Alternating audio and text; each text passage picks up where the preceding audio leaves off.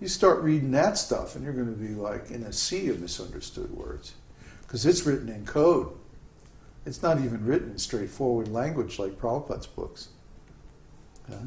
It's written in some arcane code.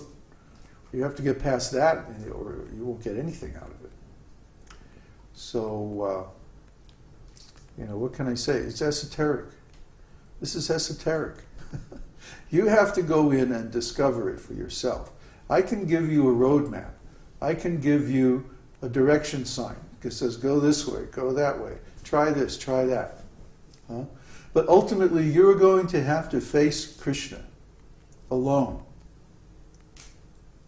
and approach him on your own and deal with him directly. There's only so much that I can do for you.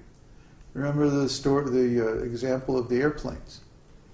The airplanes flying in the sky, and there are many airplanes, and they can all talk to each other, and they can all talk with the ground control, flight control or whatever. But as soon as one airplane gets in difficulty, really there's nothing the other airplanes can do. There's nothing that the tower can do. They have to figure out, they have to deal with their own problems independently. So that's what it's like when you're working on yourself, when you're trying to advance in spiritual life. You have to work out your own path. According to the tradition, the Buddha's last words were, work out your salvation with diligence. And I would agree with that. You have to work out your salvation. There's nothing I can't just, throw a handful of pixie dust on your head and then you automatically become enlightened. I mean, that only happens in Disney movies. It doesn't happen in real life. And if you accept that idea, then you get cheated. Somebody comes along and, blesses you with his peacock feather and fan and, then, asks for a big donation. That won't work. So what you have to do is take the things that we're saying and apply them in your own way. Explore them. We several times used the example of learning how to ride a bicycle.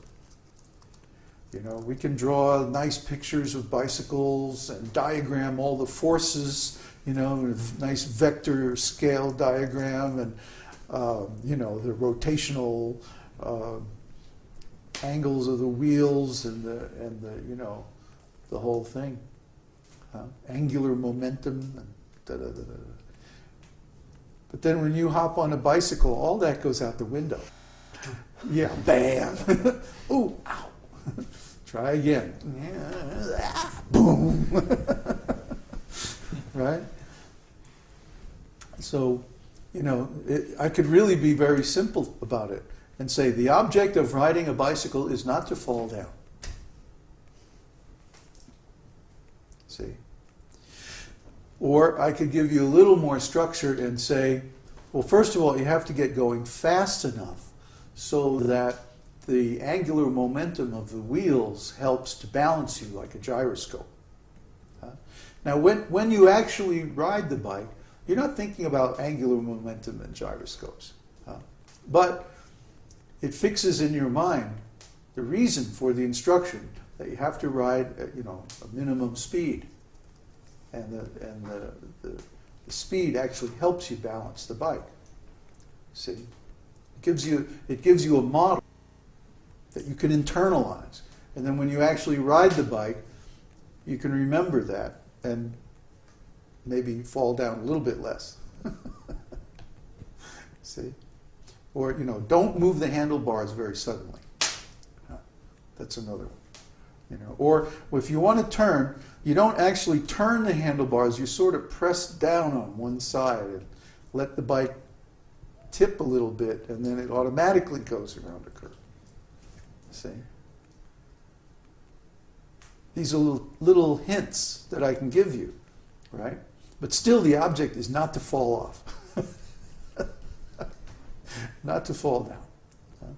So similarly, in spiritual life, I can give so many instructions. I can give general instructions or I can give very detailed instructions.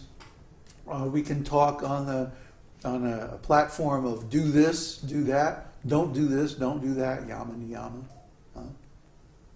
Or we can get into a whole detailed analysis from the psychological platform, or from the platform of Sankhya, or from any number of different ontological platforms.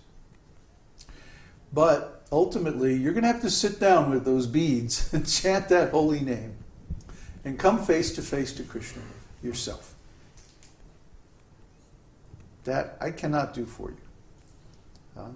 All I can do is give you hints, give you encouragement, give you some ideas, some models of how the process is working. And then it's up to you. You have to chant. You can read all these books and you can get all these ideas and, different people's instructions. People in the West like to read books. It's nice and safe, You can read a book, has all these words on the page. It's very comforting. Somebody is telling you what to think. Very nice. Oh, good. I don't have to do anything. But then the actual practice is different from that. The actual practice is messy. It's not so neat and linear. When you write a book, you have to put your thoughts into a linear sequence because that's how our language works. Or maybe you make some diagrams. It's not quite so bad, but still, when you organize your thoughts, you're limited by the structure of our language. So this may give the appearance that when you actually do the practice, it's similarly a nice linear sequence of events. But it's not like that at all. You start to do one thing and then something else happens and then you get distracted and something else comes up and then, you have to go to the bathroom and, it just goes on and on like that. Life is more complicated than anybody can express words. So the person who actually becomes self-realized is simply the person who dives into this and figures it out somehow or other. And I can give all kinds of hints and tips, and I can share my experience, and all that good stuff. But finally, you have to sit down, put those beads in your hand, and chant that mantra until you get somewhere. Okay? And all of the acharyas are there. We're all rooting for you. And we're all giving the best advice that we know how to give. And it's still not enough. It'll never be enough. You have to sit down there and do it. So it's the same with this business of consciousness. We can talk until we're blue in the face.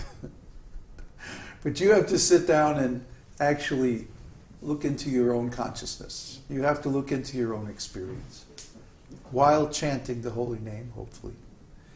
And in that way you will find your own solution to all these problems.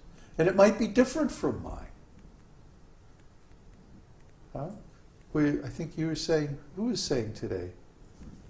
They had... it was you, wasn't it, Ananda? You were saying that you had some similar experience while chanting without doing any of this other yoga stuff. Or yeah, it was Uddhava on the forum. Was it Uddhava? I forget. So many people write me sometimes, I forget. Yeah, all right, when you were chanting 64 rounds.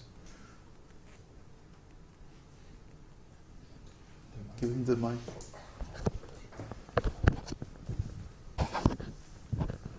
Yeah, that I've never had any talent or anything regards energy or yoga or any mystical stuff. For me, that's completely blind. So I just chanted the holy name 6 months ago or something, all day basically. There's some posts I did on the forum about that. It's on Naimisharanya, so not everyone has access. Oh yeah, that's true. But basically I just sat and chanted and I got all the results of doing all the other stuff without any knowledge or like experience or anything. Yeah. And I was amazed because I remember I started asking you, why do I feel some energy in my forehead and like that. And you said, oh yeah, that's normal. You just, this happens and that happens. And I was like, oh, I didn't expect something like that to happen at all. I was just thinking, oh, it's just the holy name. That's it.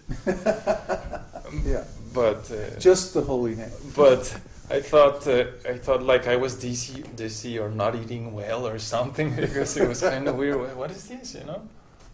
But because you explained, it was much easier. And the cool thing for me is that it's just chanting the holy name. I mean, it really includes everything. There's no need for adding stuff like that. Yeah. The chanting is the process. Yeah. All the other yogic methods and everything like that are subordinate to and in addition to chanting. If someone gets stuck on a particular